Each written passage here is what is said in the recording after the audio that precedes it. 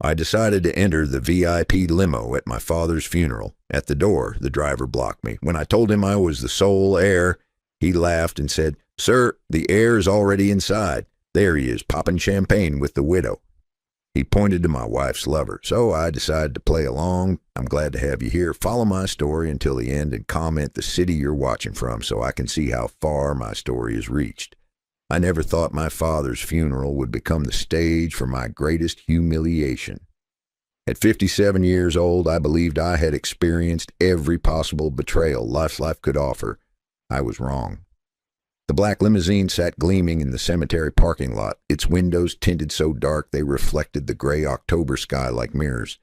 My father, Harold, had specifically requested the VIP service for family members, and I walked toward it with what little dignity I had left after 3 days of viewing, condolences, and the suffocating presence of my wife Isabella's family. "Excuse me, sir." The driver stepped in front of me, his white-gloved hand raised like a traffic cop. He was young, maybe 30, with the kind of polished appearance that screamed expensive funeral home training. "This vehicle is reserved for immediate family only." I stopped, blinking in confusion. The morning drizzle had started to seep through my black wool coat, and I could feel the dampness settling into my bones. "I am immediate family. I'm Richard Covington. Harold Covington was my father." The driver's eyebrows rose slightly, and then something awful happened. He smiled. Not the practiced, sympathetic smile I'd been seeing all week, but something genuine and amused. "Sir, I'm sorry, but the heir is already inside." He gestured toward the limousine with a theatrical flourish that made my stomach drop. "There he is, celebrating with the widow." Through the tinted glass, I could make out shapes moving inside. The faint sound of laughter drifted out, followed by what sounded distinctly like champagne bottles clinking together. My throat went dry as the driver leaned closer, his voice dropping to a conspiratorial whisper. "That gentleman in there told us he inherited everything. Said the old man finally came to his senses about who really deserved the family fortune." The driver's eyes held a mixture of pity and entertainment. "You're welcome to wait outside, of course. I'm sure they'll let you ride in one of the regular cars." The world tilted sideways for a moment. 27 years of marriage, 57 years as Harold Covington's only son, and I was being barred from my own father's funeral limousine by a stranger who thought someone else was the rightful heir. I forced myself to peer through the darkened windows again. This time I could see more clearly. Isabella, my wife of 27 years, was nestled against a man I recognized immediately. Marcus Webb, her tennis instructor, the same Marcus Webb who had been giving her private lessons every Tuesday and Thursday for the past 6 years. The same Marcus Webb who Isabella swore was just a friend whenever I questioned their increasingly frequent text exchanges. But it wasn't just Isabella and Marcus celebrating inside my father's funeral limousine. Through the glass, I could see Isabella's mother, Helen, her perfectly styled silver hair catching the dim interior light as she raised what appeared to be a crystal champagne flute. Beside her sat James, Isabella's younger brother, the one who had spent the last decade making snide comments about my modest income and lack of ambition. They were actually toasting, at my father's funeral, in the limousine meant for grieving family members. "The heir," I repeated slowly, tasting the bitter irony of the words. "And they're celebrating." "Well, sir," the driver said, his tone now openly condescending, "I imagine it's been a difficult transition. Losing a parent is hard, but gaining financial security can certainly ease the burden." He glanced back at the limousine where another round of muffled laughter erupted. They seemed to be handling the grief quite well. I felt something crack inside my chest. Not break. I'd felt things break before. This was different. This was the sound of something that had been hanging by a thread finally snapping free. For 6 years, I had ignored the signs. The late-night phone calls Isabella claimed were from her book club. The expensive new clothes that appeared in her closet, despite our modest budget. The way she flinched when I touched her, as if my hands were somehow distasteful. The family dinners where Helen would make pointed comments about men who couldn't provide properly for their wives, while James nodded in agreement. I had told myself it was my imagination. That grief over my father's declining health was making me paranoid. That 27 years of marriage meant something, even if that something had grown cold and brittle over time. But standing there in the cemetery parking lot, watching my wife celebrate with her lover while my father lay in his casket 50 yards away, I understood with perfect clarity that I had been living a lie. Not just about Isabella's faithfulness, but about everything. About my place in her life, about her family's tolerance of me, about the future I thought we were building together. The driver was still talking, something about alternative transportation arrangements and the importance of family harmony during difficult times. I nodded absently, my eyes fixed on the limousine where Isabella had just thrown her head back in laughter at something Marcus had whispered in her ear. 27 years. More than half my life spent with a woman who was now celebrating my father's death as if it were her birthday party. "You know what?" I said finally, my voice surprisingly steady. "That's perfectly fine. I'll find another way to get to the cemetery." The driver looked relieved. "I'm sure that's for the best, sir. These family situations can be quite complicated." I nodded, reaching into my coat pocket to pull out my phone. My fingers brushed against something unexpected, a thick envelope I didn't remember putting there. For a moment I hesitated. When had that gotten there? But before I could investigate further, the limousine door opened with a soft electronic hiss. Isabella stepped out first, her black designer dress clinging to her figure in a way that probably cost more than my monthly salary. At 52, she was still beautiful, still the woman who had turned heads at our wedding all those years ago. Her dark hair was pulled back in an elegant chignon, and her makeup was flawless despite the early morning hour. Marcus emerged behind her, his hand immediately finding the small of her back in a gesture so natural, so practiced, that it was obvious they'd been doing this for far longer than 6 years. He was younger than both of us, probably in his early 40s, with the kind of athletic build that came from years of professional tennis instruction, and the confidence that came from never having to worry about money. "Oh, Richard," Isabella said, her voice carrying that tone I'd grown to hate, the one that suggested surprise tinged with disappointment. "What are you doing out here? Shouldn't you be in one of the family cars?"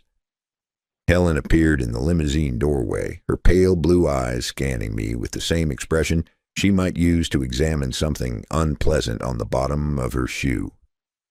"Really, Richard, this is hardly the time to make a scene. Your father deserves dignity at his funeral, don't you think?" James emerged last, straightening his expensive suit as he looked me up and down.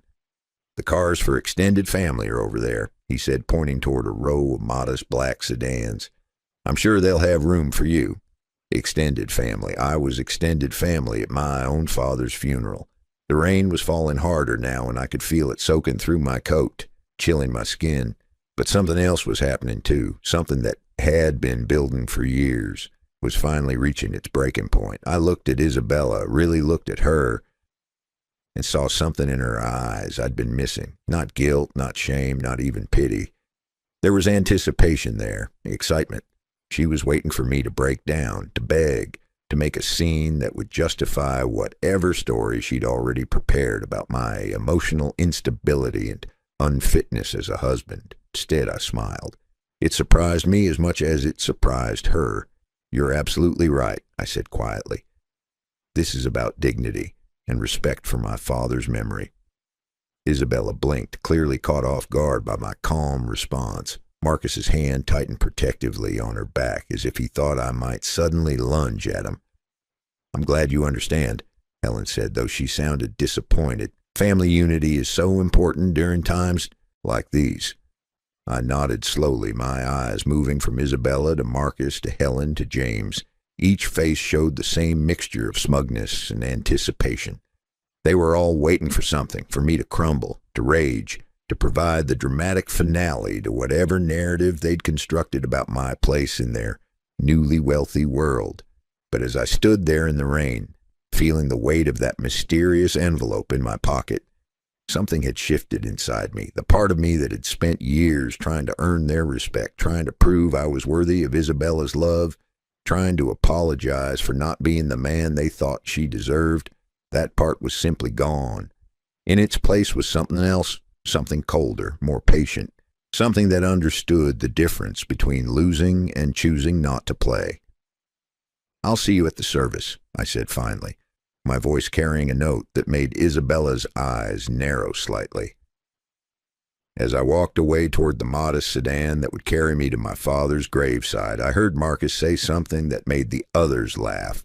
But for the first time in years, their laughter didn't sting. It didn't matter. What mattered was the envelope in my pocket and the growing certainty that this funeral was not going to end the way any of them expected. The game was just beginning, and they had no idea they were already losing. The envelope felt heavier in my pocket as I sat in the back of the modest sedan watching the cemetery fade behind us. The other passengers, distant cousins whose names I barely remembered, made polite conversation about my father's long life and peaceful passing. I nodded at appropriate intervals, but my mind was elsewhere, replaying the scene at the limousine with growing clarity. It wasn't just the celebration that disturbed me, it was the confidence, the absolute certainty in their voices when they talked about inheritance, about my father finally coming to his senses, about family finances. They weren't guessing about my father's will. They knew something. Back at my house, I finally had a moment to examine the envelope properly. It was cream-colored, heavy stock, with my name written in my father's distinctive handwriting across the front. Inside, I found a single key attached to a small piece of paper with an address I didn't recognize, and beneath that, a brief note. "Richard, if you're reading this, then they've already started lying. The safety deposit box will tell you everything. Trust no one else. Dad." The safety deposit box was at a bank I'd never heard of, located in a part of town I rarely visited. The elderly clerk who helped me seemed to be expecting my arrival, which struck me as odd until I realized my father must have made arrangements in advance. What I found inside changed everything. There were documents dating back 3 years, private investigator reports, photographs, bank statements, and most damning of all, copies of emails between Isabella and her family that made my blood run cold. But it was the letter on top, addressed to me in my father's handwriting, that made me understand the full scope of what had been happening in my own home. "Richard," the letter began, "by the time you read this, I'll be gone and they'll have made their move. I've known about Isabella's affair for 3 years now. I've known about her family's plans for almost as long. What you don't know is how deep this betrayal goes, or how carefully they've been planning your destruction." I had to read that sentence 3 times before it fully sank in. 3 years. My father had been watching my wife systematically betray me for 3 years, and he'd said nothing. At first, I felt a surge of anger. Why hadn't he warned me? But as I continued reading, I began to understand. "I wanted to tell you immediately," the letter continued, "but I realized that wouldn't protect you from what they were really planning. Isabella isn't just having an affair, son. She's been working with her family to position herself as your caretaker, to have you declared incompetent when the time comes to inherit my estate. They've been building a case that you're emotionally unstable, financially irresponsible, and incapable of managing significant assets." My hands were shaking as I turned the page. This wasn't just adultery. This was a long-term conspiracy designed to steal my inheritance by destroying my reputation and mental health. "The private investigators' reports will show you the extent of their planning," the letter went on. "Isabella has been systematically isolating you from friends and extended family. She's been documenting every moment of frustration you've shown, every raised voice, every sign of stress, and presenting them to a psychiatrist as evidence of mental illness. Her brother James has been working with a lawyer to prepare conservatorship papers." I thought back over the past 3 years, remembering incidents that had seemed like normal marital friction at the time. Isabella's insistence that I stop playing poker with my college friends because it was addictive behavior. Her suggestion that I see a therapist for anger management after I'd raised my voice during an argument about her spending. The way she'd started recording our conversations on her phone, claiming it was to help us communicate better. Every memory took on a sinister new dimension. She hadn't been trying to help our marriage. She'd been building a legal case against me. The photographs were worse than the written reports. There were pictures of Isabella and Marcus together dating back 4 years, not the 6 months I'd suspected. Pictures of them house hunting in expensive neighborhoods, pictures of Isabella at lunch with lawyers, signing documents I'd never seen, but the bank statements were what made me physically sick. For the past 2 years, Isabella had been withdrawing money from our joint account, small amounts, never enough to trigger my attention, but adding up to nearly $15,000, money that I'd assumed was going toward household expenses or her book club activities, had actually been funding her secret life with Marcus. There were receipts for hotel rooms, expensive dinners, and shopping trips that coincided with days when she'd told me she was visiting her sick friend in the next town over.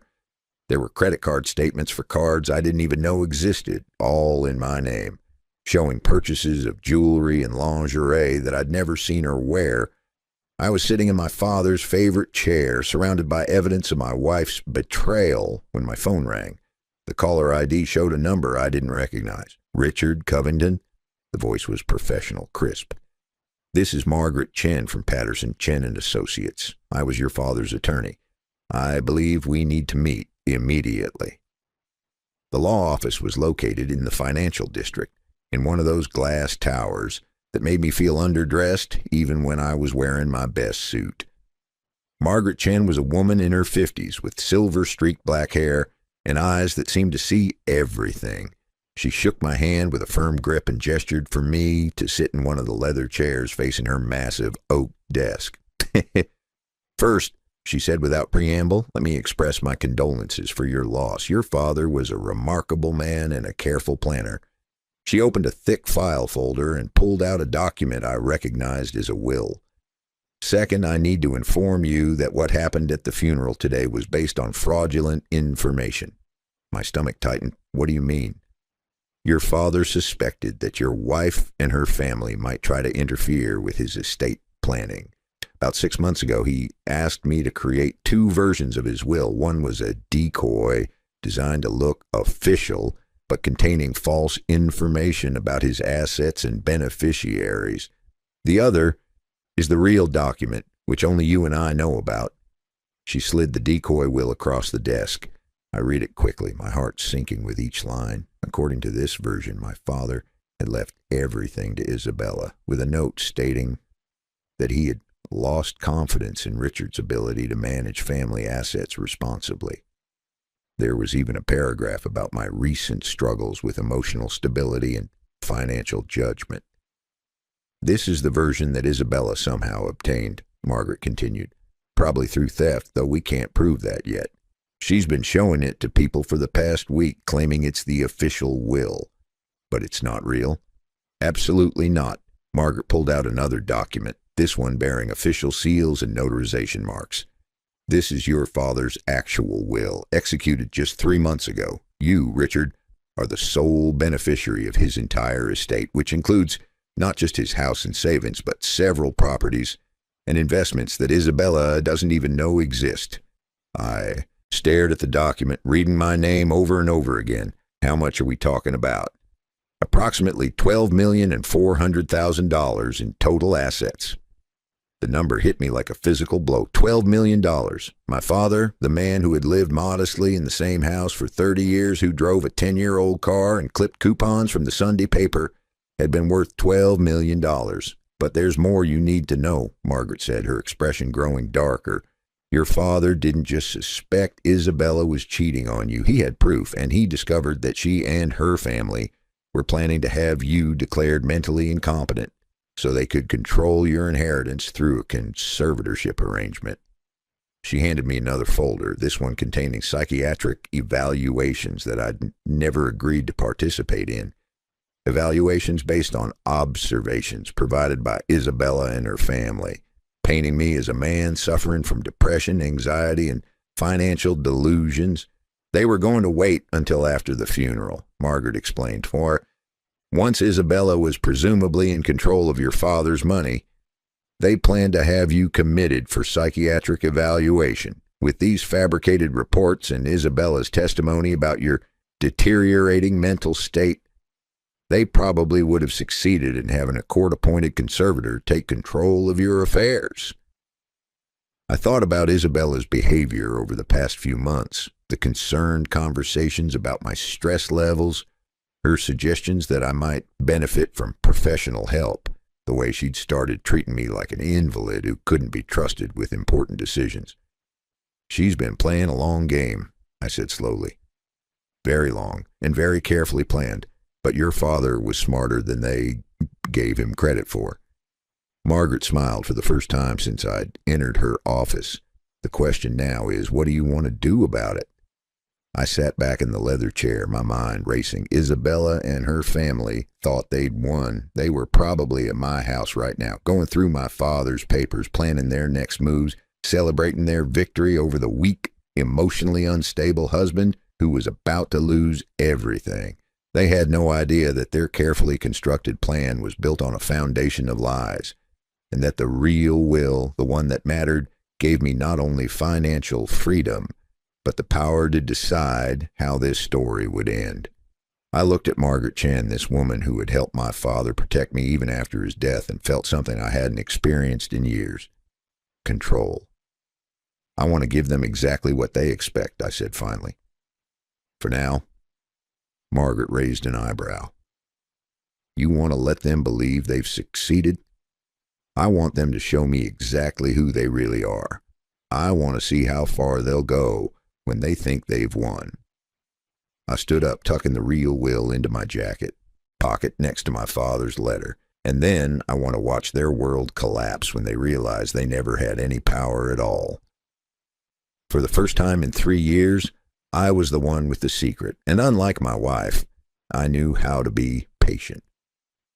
When I walked through the front door of my house that evening, the atmosphere hit me like a wall of expensive perfume and barely contained excitement. Isabella was in the kitchen, her phone pressed to her ear, speaking in the animated tone she reserved for good news. Through the archway, I could see Helen and James seated at the dining room table, papers spread before them like battle plans. "Yes, the reading's scheduled for tomorrow morning at 10, Isabella was saying. "No, there shouldn't be any problems. Richard doesn't even know about the other properties." She laughed, a sound that would have warmed my heart 6 months ago, but now made my skin crawl. "Trust me, by this time next week, we'll have everything sorted out." She noticed me standing in the doorway and quickly ended her call. "Richard, honey, you're home. How are you feeling? Today was so difficult for all of us." The concern in her voice was perfectly modulated, practiced. I wondered how long she'd been rehearsing that tone. The caring wife worried about her grieving husband's mental state. Margaret Chen's words echoed in my mind. They were building a case for my incompetence. "I'm managing," I said quietly, which was true in ways she couldn't imagine. "What's all this?" I gestured toward the dining room where Helen and James were pretending to read sympathy cards while clearly eavesdropping on every word. "Oh, we're just trying to help organize things for tomorrow. Your father's will reading, the funeral arrangements, all those details that can be so overwhelming when you're grieving." Isabella's hand found my arm, her fingers cool against my skin. "Why don't you sit down? You look exhausted. I can make you some tea." Tea. She'd been pushing tea on me for months, always insisting I finish the cup even when it tasted bitter. I thought of the psychiatric reports in Margaret Chen's office, the ones documenting my alleged paranoia and anxiety. Had she been drugging me? The thought should have shocked me, but after everything I'd learned, it seemed almost inevitable. "That's very thoughtful," I said, "but I think I'll just go upstairs and rest for a while." Isabella's smile flickered for just a moment. "Are you sure? We really should discuss some practical matters. There are going to be decisions to make, paperwork to handle. I don't want you to worry about any of it, but we should talk about how we're going to manage everything." How we were going to manage everything, as if there was still a we in any meaningful sense. James cleared his throat from the dining room. "Richard, why don't you join us? We're trying to get a handle on your father's affairs. There are some questions only you can answer." I could see the trap being laid. They wanted me involved just enough to sign whatever documents they'd prepared, but not enough to actually understand what I was signing. They needed my cooperation to make their plan work, which meant they had to maintain the illusion that I was still part of their decision-making process. "Of course," I said. settling into one of the dining room chairs. I want to help however I can. Helen looked up from a stack of papers, her pale eyes studying my face with the intensity of a scientist examining a specimen. Richard, dear, I hope you understand that we're only trying to help. Managing an inheritance can be so complicated, especially when there are tax implications and legal requirements. Isabella and James have been researching the best ways to handle everything. I nodded, keeping my expression neutral while internally marveling at her audacity. They were discussing my inheritance, money that was rightfully mine, as if I were a child who needed adults to make decisions for him. James spread out what appeared to be legal documents across the table. We've been in touch with an estate planning attorney. She says there are several steps we need to take immediately to protect the assets from unnecessary taxation and legal complications. I recognized one of the documents from Margaret Chen's files. It was a power of attorney form that would give Isabella complete control over my financial affairs. Another was a medical directive that would allow her to make healthcare decisions on my behalf if I was deemed unable to do so myself. This all seems very thorough, I said carefully. But shouldn't we wait until after the official will reading tomorrow before making any major decisions? The three of them exchanged glances so quickly I might have missed it if I hadn't been watching for exactly that kind of coordination. They knew something about tomorrow's will reading that they thought I didn't know. Well, Isabella said, her voice taking on that patient tone people use with confused elderly relatives. The thing is, your father's attorney already gave us a preliminary overview of the will's contents. It's just a formality at this point. Just a formality.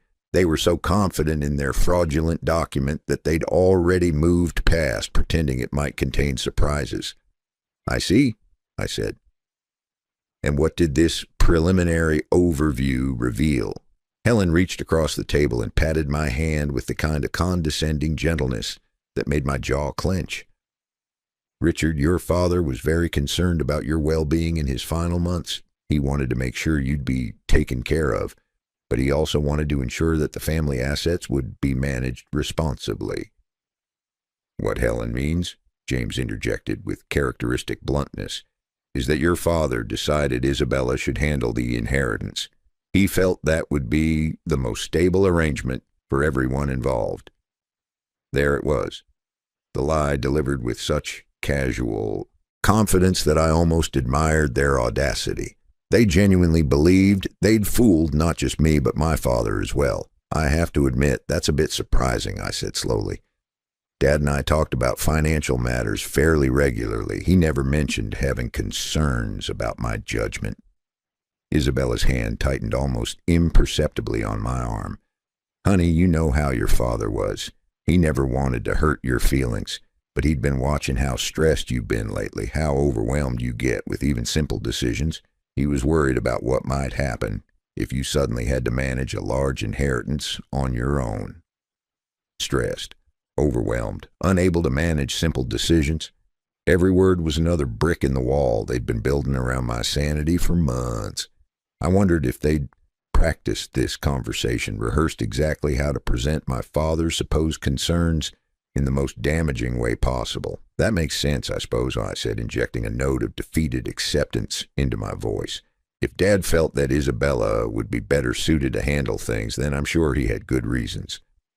The relief in the room was palpable. Helen actually smiled, the first genuine expression of happiness I'd seen from her all day. James sat back in his chair, his posture relaxing as if a great weight had been lifted from his shoulders. But it was Isabella's reaction that interested me most. Instead of looking relieved, she looked almost disappointed. She'd been prepared for an argument, for resistance, for the kind of emotional breakdown that would validate their claims about my mental instability. My quiet acceptance had robbed her of the dramatic confrontation she'd been anticipating. I'm glad you understand, she said carefully. I know this is a lot to process. Are you sure you're feeling all right? You seem different tonight. Different because I wasn't breaking down, wasn't raging against the injustice, wasn't providing them with the evidence of mental instability they needed to justify their next steps. I think I'm just tired, I said. It's been an emotional day. Maybe I'll have that tea after all. Isabella's face brightened with something that might have been genuine pleasure if I hadn't known better. Of course, honey. I'll put the kettle on right now. As she busied herself in the kitchen, Helen and James began organizing their papers with the efficient satisfaction of people whose careful planning had finally paid off. They thought the hard part was over. They thought I'd accepted my role as the weak, incompetent husband who would gratefully allow his wife to manage his affairs while he descended into whatever medicated stupor they had planned for me. Isabella returned with a steaming cup of tea that smelled of chamomile and something else I couldn't identify, something that made my suspicions about the drugging seem less paranoid and more like reasonable caution. "Drink it while it's hot," she urged, settling back into her chair with a satisfied smile. "It'll help you relax." I lifted the cup to my lips, inhaling the steam, then set it down without drinking. "Actually, I think I'm more tired than I realized. Would it be all right if we continued this discussion tomorrow after the will reading?" Another flicker of disappointment crossed Isabella's face, but she nodded. "Of course, you need your rest. Tomorrow will be another difficult day." As I climbed the stairs to our bedroom, I could hear them resuming their conversation in hushed tones. They were probably discussing their timeline, making sure all their documents were in order, coordinating their stories for tomorrow's performance. They had no idea that tomorrow would be the day their carefully constructed world began to crumble. In the privacy of my bedroom, I pulled out my phone and called Margaret Chen.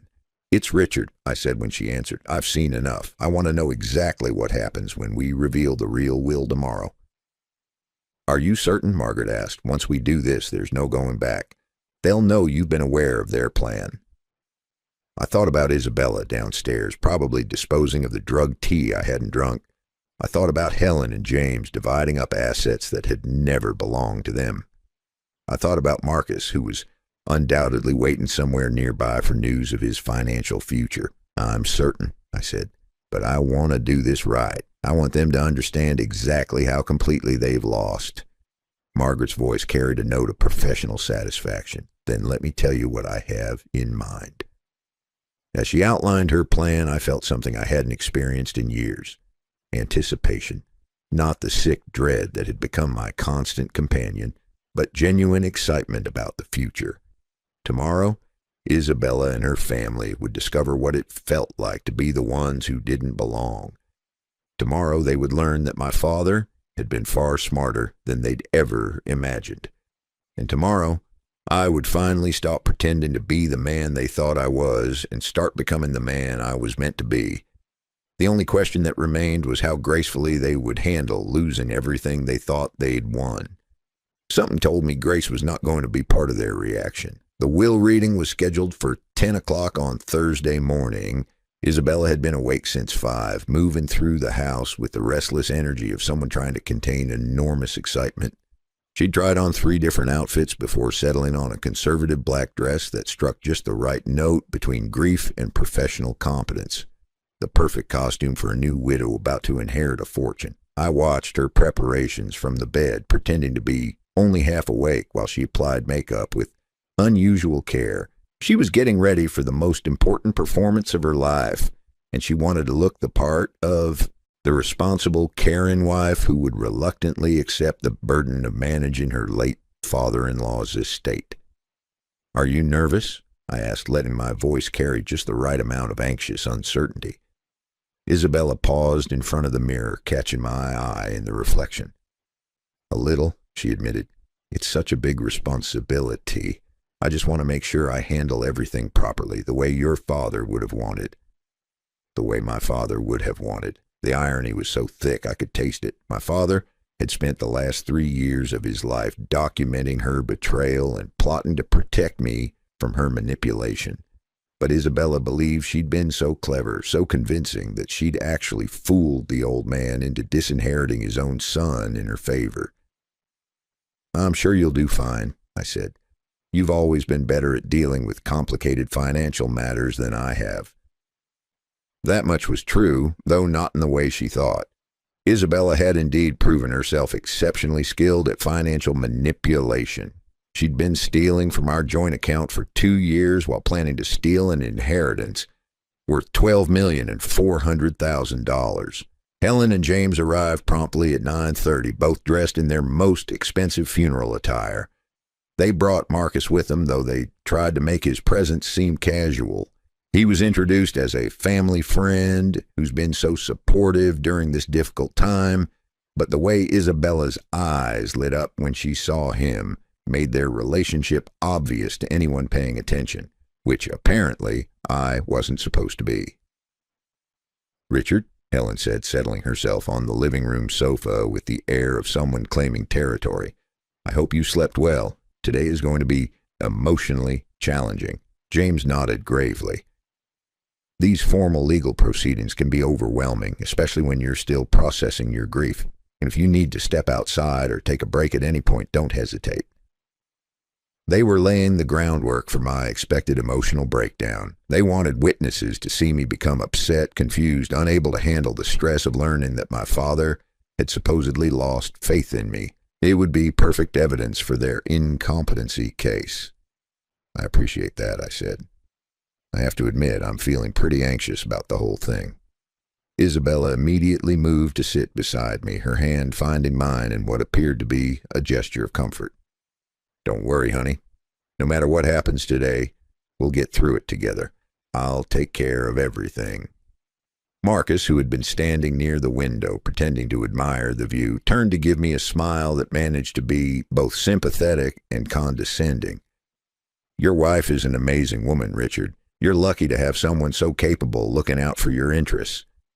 "Lucky to have someone looking out for my interests. The man who had been sleeping with my wife for the past 4 years was telling me how fortunate I was to have her protection. The sheer audacity of it was almost impressive." We arrived at Margaret Chen's office building 15 minutes early. The waiting room was decorated in soothing neutral tones with classical music playing softly in the background. Isabella sat beside me, her leg bouncing slightly with nervous energy she was trying to hide. Helen and James flanked us like bodyguards, while Marcus positioned himself near the reception desk as if he were just another client waiting for his own appointment.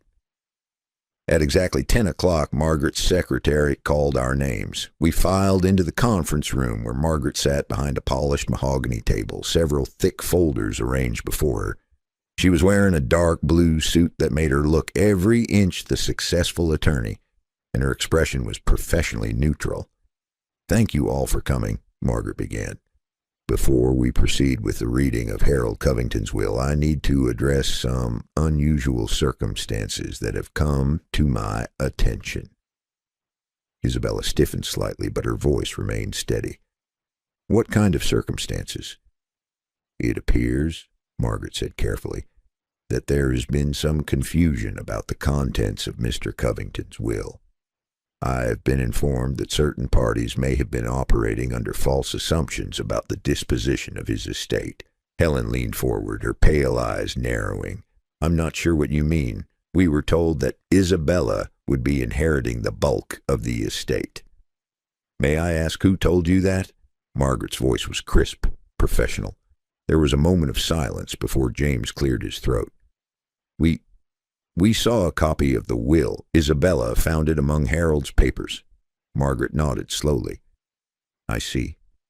And this document you found, did it appear to be official, properly notarized and witnessed?" "Of course it was official," Isabella said, her voice taking on a defensive edge. "It was clearly Harold's will. He'd obviously decided that Richard wasn't capable of handling such a large inheritance responsibly." Margaret said, making a note on the legal pad in front of her. "And you felt confident proceeding based on this document you found?" I could see where this was going, and I had to admire Margaret's approach. She wasn't directly accusing them of anything. She was simply letting them explain in their own words how they'd come to believe they knew the contents of my father's will before the official reading. "We just wanted to be prepared," Helen interjected. "These matters can be so complicated. We thought it would be helpful to understand the situation in advance." Margaret nodded again, then opened one of the folders in front of her. "Well, let me clear up any confusion by reading the actual will, the one that was properly executed and filed with this office 3 months ago." Isabella's hand found mine again, squeezing tightly. I could feel the tension radiating from her body as Margaret began to read. I, Harold Covington, being of sound mind and body, do hereby declare this to be my last will and testament.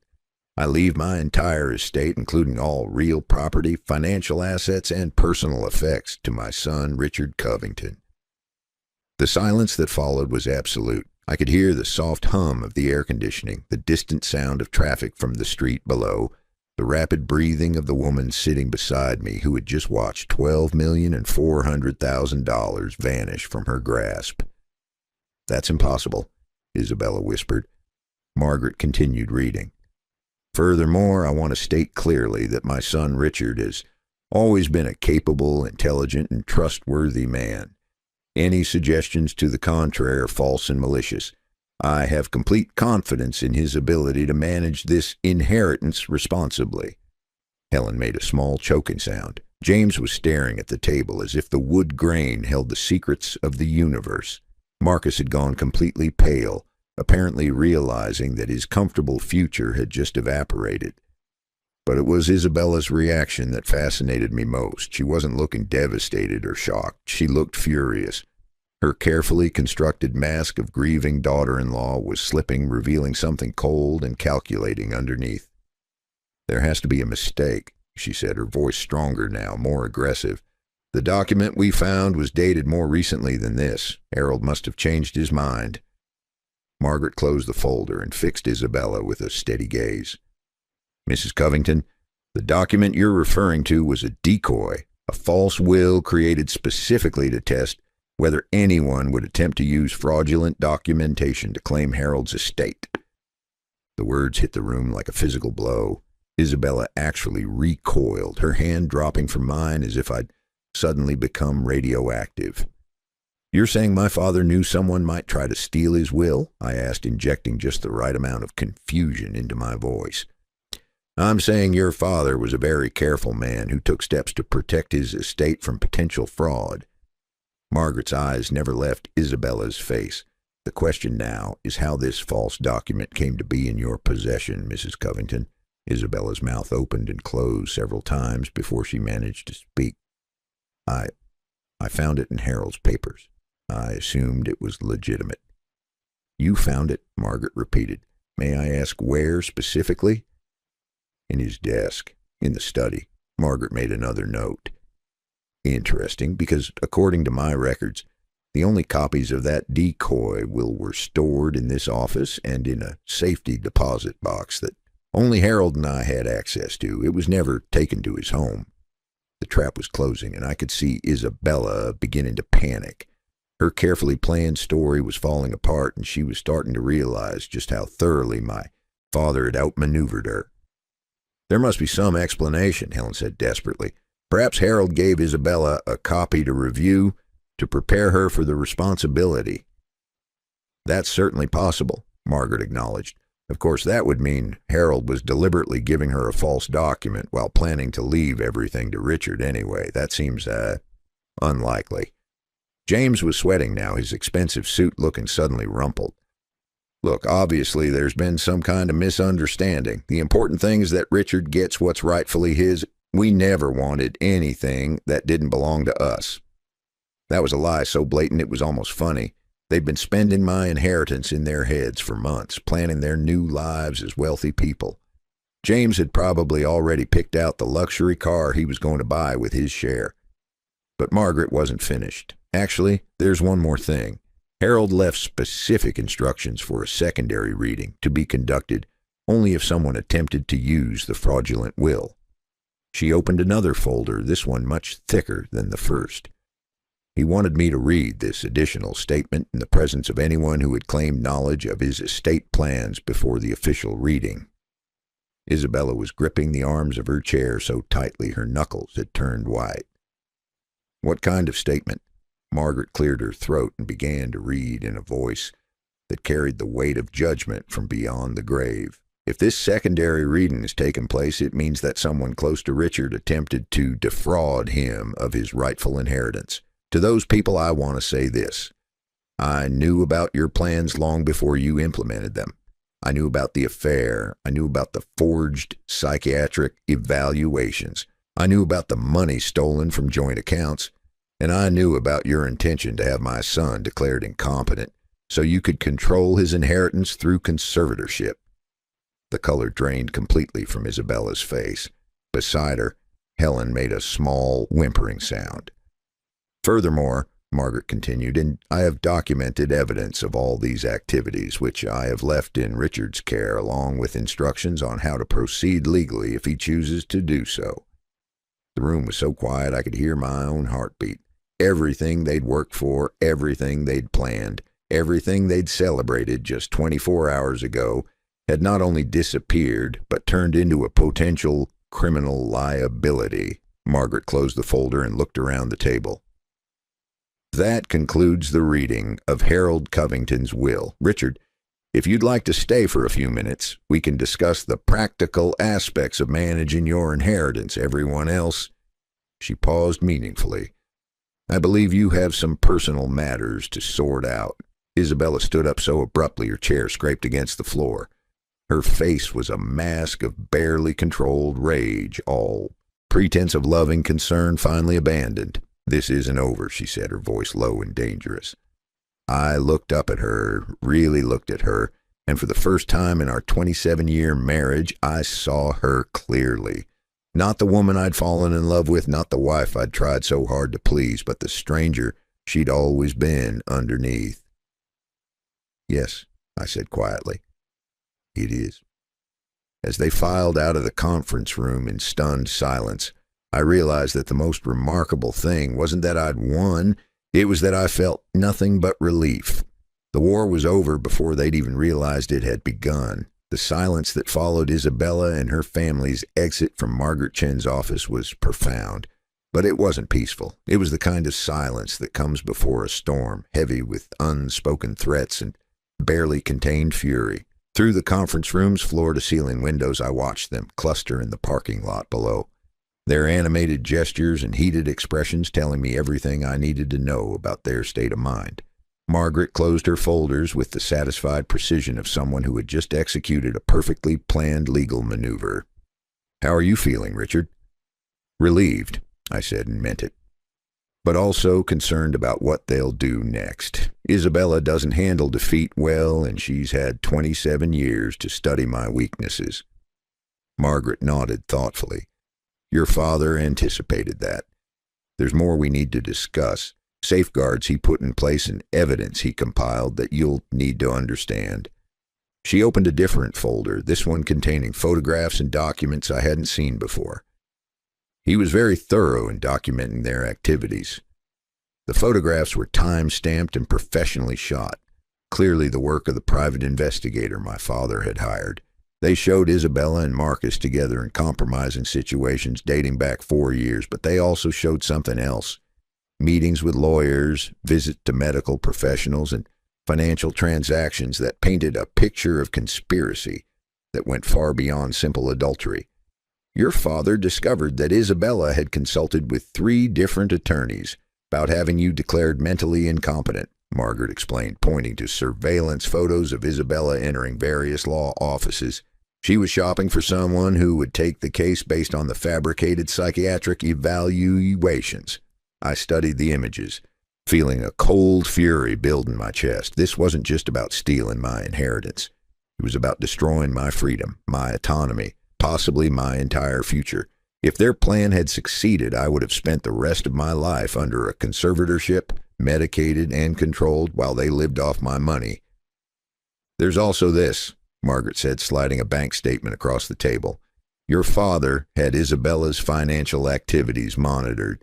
The $15,000 she withdrew from your joint accounts was just the beginning. She also opened credit cards in your name and ran up debts of nearly $30,000. $30,000 in debt that I knew nothing about. Credit cards used to finance her secret life with Marcus while she systematically worked to have me declared unfit to manage my own affairs. What's our legal position? I asked. Strong, very strong. We have evidence of fraud, identity theft, conspiracy, and potentially elder abuse if we can prove she was manipulating your father's medications during his final illness. Margaret's voice was crisp and professional, but I could hear the underlying satisfaction. The question is, how aggressively you want to pursue this? Before I could answer, my phone buzzed with a text message. Isabella, we need to talk. Come home immediately. I showed the message to Margaret, who read it with raised eyebrows. Well, that was fast. They've regrouped and decided on their strategy, which is probably some combination of threats, emotional manipulation, and desperate bargaining. They're hoping to salvage something from this disaster, maybe convince you to give them some portion of the inheritance in exchange for a quiet divorce. My phone buzzed again. This time it was Marcus. Your wife is very upset. Don't make this harder than it needs to be. The audacity of Isabella's lover texting me advice about how to handle my marriage would have been laughable if it wasn't so infuriating. I showed this message to Margaret as well. I think, she said slowly, it's time for them to understand just how precarious their legal position really is. The drive home took 20 minutes, giving me time to steel myself for whatever confrontation awaited. I'd lived with Isabella long enough to know her patterns. When cornered, she became either coldly manipulative or explosively angry, depending on which approach she thought would be most effective. Given the magnitude of her failure today, I suspected I was about to see anger. I was wrong. What I found was something much more dangerous and calculated desperation. Isabella was waiting in the living room, but she wasn't alone. Helen and James flanked her on the sofa like reinforcements, while Marcus stood behind them with his arms crossed. They'd arranged themselves as if for a business meeting, which I suppose this was, a negotiation for their financial survival. Richard, Isabella began, her voice carefully modulated to sound reasonable and concerned. We need to discuss what happened today rationally. I know you're upset and you have every right to be, but we can work through this. I remained standing, looking down at the four of them arranged in their careful formation. Work through what exactly? This misunderstanding about your father's will, Helen interjected smoothly. Obviously there were miscommunications, but the important thing is that we're all family here. We can find a solution that works for everyone. Family. The woman whose daughter had been systematically betraying me for 4 years was calling us family. What kind of solution did you have in mind? I asked. James leaned forward, his expression earnest, in the way that usually preceded his most manipulative proposals. Look, Richard, we know you're hurt and angry, but Isabella has been a devoted wife for 27 years. She deserves some security, some recognition of her contributions to your marriage and your father's care during his final years. Devoted wife, contributions to his care. They were actually trying to rewrite history while the evidence of Isabella's betrayal was still fresh in everyone's minds. And Marcus asked quietly, what does he deserve? The question landed like a bomb in the carefully orchestrated conversation. Isabella's composure cracked slightly while Marcus shifted uncomfortably behind the sofa.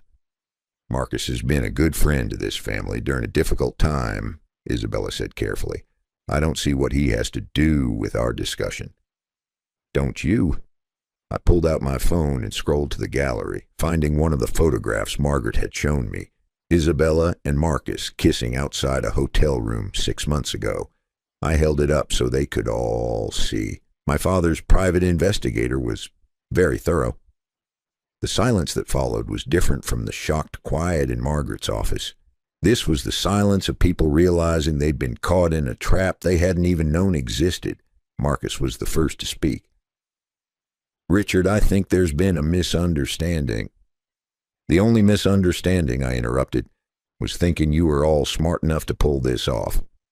I pocketed my phone and looked directly at Isabella. 4 years.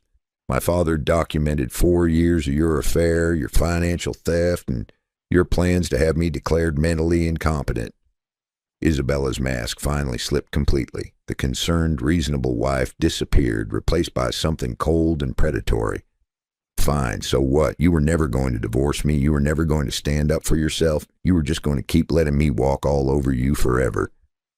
There it was. The truth she'd been hiding behind 27 years of marriage. Not that she'd fallen out of love with me, not that she'd made a mistake, but that She'd seen me as weak and taken advantage of that weakness. She's right, Helen added, her voice taking on a nasty edge. You've been pathetic for years. Isabella deserves better than a man who won't even fight for his own marriage. James nodded in agreement. You can't just cut her off, Richard. She gave you the best years of her life. The best years of her life, while stealing from me, cheating on me, and planning to have me committed to a psychiatric facility. I felt something inside me settle into place, a cold, implacable resolve that surprised me with its strength. You're right, I said quietly. I should have fought for my marriage. I should have stood up for myself years ago. I looked at each of them in turn, but it's not too late to start. Isabella leaned forward, sensing weakness in my admission. Richard, honey, if you're willing to work with us, we can make this right. A fair settlement, a quiet divorce, everyone moves on with their lives. You don't have to be vindictive. Vindictive, I repeated. That's an interesting choice of words. I pulled out my phone again and dialed a number I'd memorized during the drive home. Margaret, it's Richard. Yes, I've made my decision. File all of it. The fraud charges, the identity theft, the conspiracy, everything. I paused, watching the color drain from 4 faces. And contact the district attorney's office about the elder abuse angle. If Isabella was medicating my father without his knowledge, I want that investigated too. Isabella lunged toward me, her hand reaching for my phone. You can't do this. Richard, please think about what you're doing. I stepped back, easily avoiding her grab. For the first time in our marriage, I was the one with all the power, and she was the one begging. I have thought about it, I said. I've thought about 27 years of marriage to someone who saw me as a mark to be conned. I've thought about 4 years of sleeping next to someone who was planning to have me declared mentally ill so she could steal my inheritance. And I've thought about what my father would want me to do with the evidence he spent 3 years collecting. Marcus stepped forward, his athletic build suddenly seeming less impressive and more desperate. Look, man, this has gone far enough. Isabella made some mistakes, but you're talking about destroying people's lives here? No, I said, surprising myself with the steadiness of my voice. I'm talking about consequences, something you've all managed to avoid for far too long. Helen was crying now, her perfectly applied makeup running down her cheeks. Richard, please, James has children to think about. This scandal will ruin his career, destroy his family. Then you should have thought about that before you decided to destroy mine. Isabella made one last desperate play, her voice breaking with what sounded like genuine emotion. Richard, I know I hurt you. I know I made terrible choices. But somewhere underneath all this anger, you still love me. You wouldn't be this upset if you didn't. I looked at her, really looked at her, trying to find some trace of the woman I'd fallen in love with 27 years ago. But that woman had been an illusion, a performance designed to hook a mark and keep him compliant while she slowly destroyed his life. No, Isabella, I said quietly. I don't love you. I haven't loved you for a long time. I just didn't realize it until today. The truth of those words hit me as I spoke them. The pain I'd been feeling wasn't heartbreak. It was relief. Relief at finally seeing clearly, relief at no longer having to pretend our marriage meant something it had never meant. My phone rang. Margaret's voice was businesslike and efficient. Richard, I've filed the initial paperwork. The authorities want to interview you tomorrow morning. Are you prepared for this to become public? Yes, I said, looking at the 4 people who had planned to steal my future. I'm more than ready. As I hung up, Isabella fell back onto the sofa, her face buried in her hands. The others sat in stunned silence, finally understanding that their carefully laid plans hadn't just failed. They'd become evidence in a criminal case that would follow them for the rest of their lives. But I felt something I hadn't experienced in years. Freedom. Not just from their manipulation, but from the burden of trying to save a marriage that had been built on lies from the beginning. Tomorrow would bring new challenges, but tonight, for the first time in decades, I was going to sleep peacefully. The game was over, and justice was finally beginning. 6 months later, I sat on the wraparound porch of my father's country house, my country house now, watching the sun set over the lake he'd loved so much. The house was everything he'd described in his letters: rustic but comfortable, isolated enough for true privacy, but close enough to town for convenience. More importantly, it was completely free of the memories that had poisoned my life in the city. The legal proceedings had concluded 3 weeks ago. Isabella pled guilty to fraud and identity theft in exchange for a reduced sentence, 18 months in minimum security prison, followed by community service. Marcus disappeared shortly after the charges were filed, apparently deciding that loyalty to Isabella wasn't worth risking his own freedom. Helen was facing financial ruin from the legal fees, while James had lost his job when the scandal became public. But the real victory wasn't their punishment. It was the peace I'd found in their absence. I'd discovered things about my father's life that he'd never shared with me. The country house was just one of several properties he'd quietly acquired over the years. There was also a cabin in Montana, a small apartment in Paris, and a beachfront cottage in Maine. He'd been planning a very different kind of retirement than the modest one he'd pretended to envision. More surprisingly, I'd found journals dating back 20 years where he'd documented his growing concerns about Isabella. He'd never liked her, had never trusted her apparent transformation from the ambitious young woman I'd married to the supportive wife she pretended to become, but he'd also understood that I needed to discover her true nature for myself in my own time. The hardest thing about being a parent, he'd written in an entry from 2 years ago, is watching your child make mistakes while knowing that preventing those mistakes would rob them of the strength that comes from overcoming them. Richard is stronger than he knows, but he'll never discover that strength as long as I'm fighting his battles for him. He'd been right. The man who had meekly accepted Isabella's betrayal for 4 years would never have survived what followed. But the man who had emerged from that destruction was someone I was finally learning to respect. The financial windfall had been life-changing, but not in the way people might expect. Having $12,400,000 didn't make me feel wealthy. It made me feel free. Free to choose where to live based on what brought me peace rather than what I could afford. Free to pursue interests I'd abandoned during my marriage because Isabella had deemed them immature or impractical. Free to discover who I was when I wasn't constantly trying to earn someone else's approval. I'd started writing again, something I hadn't done since college. Nothing ambitious, just observations about lake life, memories of my father, reflections on the strange process of rebuilding a life from scratch at 57. I wasn't planning to publish anything, but the act of writing felt like reclaiming a part of myself I'd thought was lost forever. My phone rang, interrupting my thoughts. The caller ID showed a number I'd blocked months ago, but which still appeared occasionally when Isabella used different phones to try reaching me. I'd stopped answering these calls, but something made me pick up this time. "Richard," Isabella's voice was subdued, stripped of the confidence that had once defined her. "Please don't hang up." I didn't hang up, but I didn't speak either. After a moment, she continued, "I know I don't have the right to call you. I know I don't deserve your forgiveness. But I wanted you to know that I understand now what I threw away." "Do you?" I asked quietly. "I had a good man who loved me, and I treated that like it was worthless. I had a stable life, a future, and I gambled it all away for someone who disappeared. The moment things got difficult," her voice cracked slightly, "I destroyed 27 years of marriage for a man who wouldn't even visit me in prison." There was silence on the line. I could hear her breathing, could almost feel her waiting for me to offer comfort, forgiveness, some sign that our shared history meant something despite everything that had happened.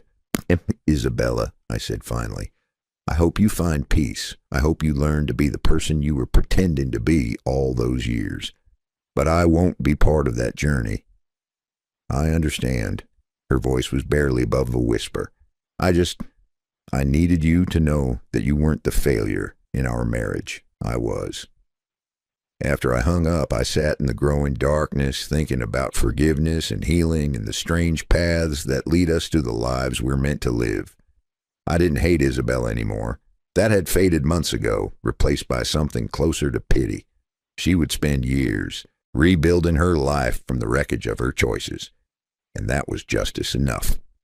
But more importantly, I no longer needed her acknowledgement of my worth to feel whole. The validation I'd spent decades seeking from someone who was incapable of giving it had become irrelevant. A knock at the front door pulled me from my thoughts. I wasn't expecting anyone. The house was deliberately isolated, and I'd been careful about sharing my new address. Through the window, I could see a woman standing on the porch, her silver hair catching the last rays of sunlight. When I opened the door, I found myself face to face with Sarah Peterson, the librarian from town. We'd had several pleasant conversations over the past months when I'd come in looking for books about lake ecology and local history. She was perhaps 60, with kind eyes and the comfortable presence of someone who'd found genuine contentment in a simple life. "I hope I'm not intruding," she said, holding up a covered dish. "I was making too much soup for one person, and I remembered you mentioning that you were still learning to cook for yourself." It was such a simple gesture, offered without expectation or agenda, that it took me a moment to respond. When had I last experienced kindness that didn't come with strings attached? "That's very thoughtful," I said, stepping aside to let her in. "Would you like to stay for dinner? I was just about to eat something that probably can't compete with homemade soup." Sarah smiled, and for the first time in months, I felt something stir in my chest that wasn't grief or anger or relief. It was possibility. We talked for 2 hours over soup and wine, about books and travel, and the peculiar satisfaction of watching seasons change from the same window every day. She told me about her late husband, a teacher who died 5 years ago, and about the quiet life she'd built around the library, her garden, and a small circle of friends who valued substance over appearance. When she left, she didn't hint about future meetings or make elaborate plans. She simply said, "Thank you for a lovely evening," and walked out into the night with the casual confidence of someone who knew her own worth. I cleaned the dishes slowly, thinking about the difference between loneliness and solitude. For most of my marriage, I'd been desperately lonely while never being alone. Now I was often alone, but rarely lonely. And when I was, it was the kind of loneliness that comes from having something good to miss rather than something toxic to escape. Later, sitting by the fireplace with a book I was reading purely for pleasure, I thought about my father's final gift. It wasn't just the money or the properties or even the evidence that had freed me from Isabella's manipulation. It was the example he'd set, the quiet strength of a man who'd planned carefully, acted decisively, and trusted his son to become the person he was meant to be. At 57, I was finally discovering what it felt like to live without fear. Fear of disappointing someone, fear of being abandoned, fear of not being enough. The inheritance had given me financial security, but the real treasure was the knowledge that I could survive anything, betrayal, humiliation, loss, and emerge stronger. My phone buzzed with a text message, but this time it wasn't from Isabella, it was from Sarah. "Thank you for tonight. If you're interested in that book club I mentioned, we meet Thursday evenings at the library." I looked around the quiet house, at the life I was building from scratch, and realized that for the first time in decades, I was excited about the future. Not because I'd gotten revenge on the people who'd wronged me, but because I'd finally learned to value myself enough to choose peace over chaos, authenticity over performance, and genuine connection over desperate attachment. The 27-year-old man who'd married Isabella Whitfield had been looking for someone to complete him. The 57-year-old man sitting by this fireplace had learned to be complete on his own, which meant he was finally ready to share his life with someone who could appreciate what he offered rather than exploit what he lacked. I typed back, "I'd like that very much." Outside, the lake lapped gently against the shore, and an owl called from somewhere in the darkness. Inside, the fire crackled softly, and for the first time in my adult life, I felt truly at home. The inheritance my father had left me wasn't just money, it was freedom. Freedom from people who saw me as weak, freedom from relationships built on deception, and freedom to discover what genuine happiness looked like for a man who'd spent most of his life settling for less than he deserved. As I headed upstairs to bed, I caught sight of my reflection in the hallway mirror. The face looking back at me was older, weathered by betrayal and loss, but there was something in the eyes that hadn't been there 6 months ago. strength, peace. The quiet confidence of a man who'd learned to trust his own judgment. Tomorrow, I would join a book club, not because I was lonely, but because I was ready to share the contentment I'd found. I would continue writing, continue exploring this new life, continue being surprised by the possibilities that opened up when you stopped trying to fix what was irreparably broken and started building something new. My father had been right about so many things, but especially about this. Sometimes the greatest gift you can give someone is the space to save themselves. Isabella and her family were still trying to salvage something from their old lies, but I had moved on to a truth that was entirely my own, and for the first time in 57 years, that truth was more than enough.